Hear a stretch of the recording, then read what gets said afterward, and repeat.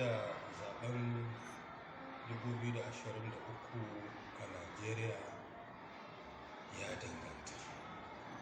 Saboda in ka kalli halin da siyasar take ciki da jam'iyyun manya wanda za a yi magana a kansu guda biyu, da ita jam'iyya mai mulki da jam'iyyar adawa PDP, kowanne daga cikinsu suna da matsaloli irin nasu na rigingimun cikin gida.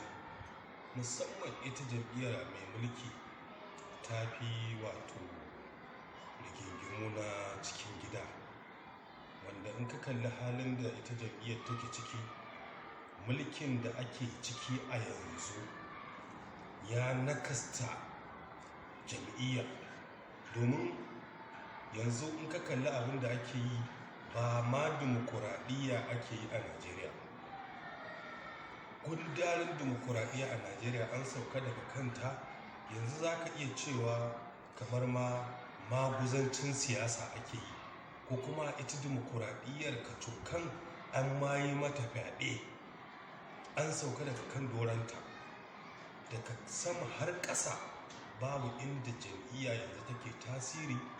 A'a, naɗi ake yi in mataki ne na kansila, mazaɓa, ward ɗinsa, ko kuma ƙaramar hukuma, zaɓe na ciyaman, ko kuma wani naɗi za a yi na shugaban ƙasa ko gwamna.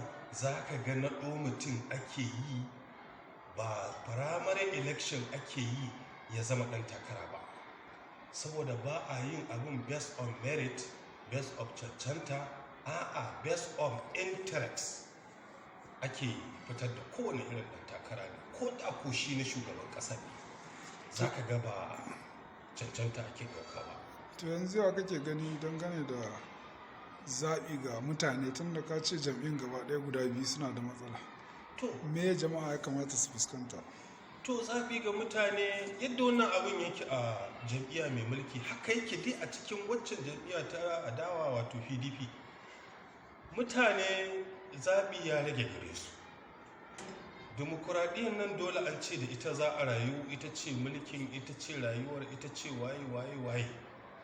Ba yadda za a yi ka naɗa hannunka wai ba za ka yi ba, dole sai ka fito ka yi. Domin in ba a fito kuma an yi dimokuraɗiyyar ba ko an yi zaɓen, to kuma kana zaune za a kawo maka abin da ba za ka iya gyara shi ba, wanda gwara ma ka shigo kila kai ka iya kauda ɓannar da hannunka.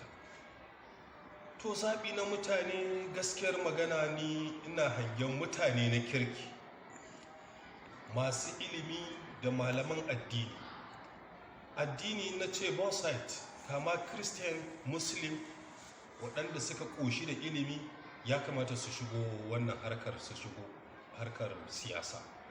Don abin da yasa ne kira ga ya kamata su shigo, da ka bar jahili ya zo yi ma barna ko ya ma kama karya, gwara mai ilimi ya tuhu, kila ya tuna Allah, ya ji tsoron Allah, a gaba ya yi gyara.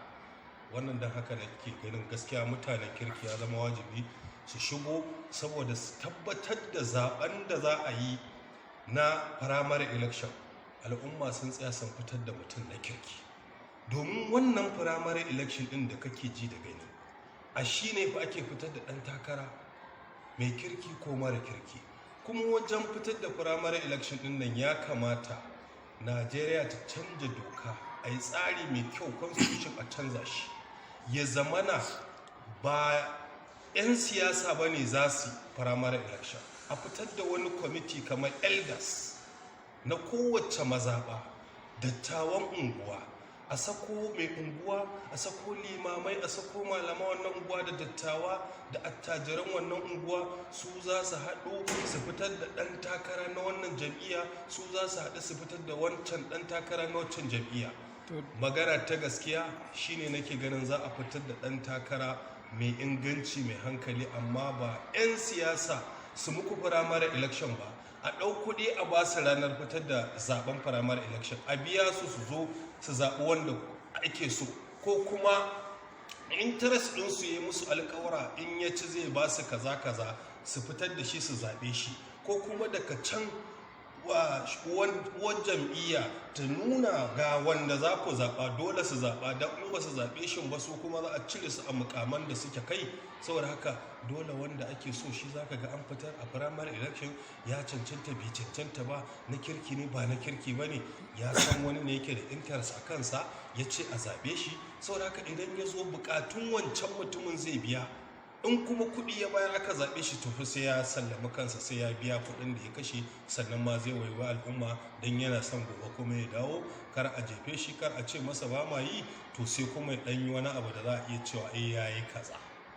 To da ƙarshe mai ra'ayinka da third force, domin ka ce jam'iyyun dukkaninsu akwai matsala. Akwai matsala. Akwai buƙatar a sake fitowa a kafa wata jam'iyya ne ko kome? Babu buƙatar a fito a kuma kafa wata jam'iyya a Najeriya.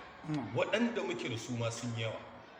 Idan da a ce ƙasar wato ɗan Najeriya yanzu ya sa kishin Najeriya kamar da, domin da mun taso mun san wato kowa yana kishin ƙasar nan, amma yanzu kishin ƙasar a baki ne, babu shi a zuci, babu shi a aikace.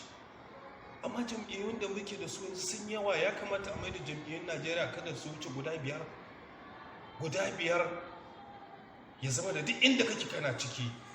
To ni ina ganin inda za a bar jam'iyyun Najeriya masu zama guda biyar, za a fi samun ci gaba da nasara a ciki, domin su kansu wannan jam'iyyun duk yan bumburutu ne suka fi yawa.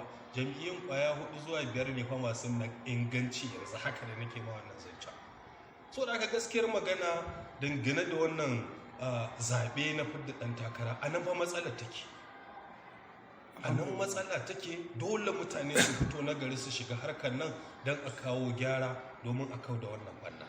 Godiya muke ranka da godiya nake.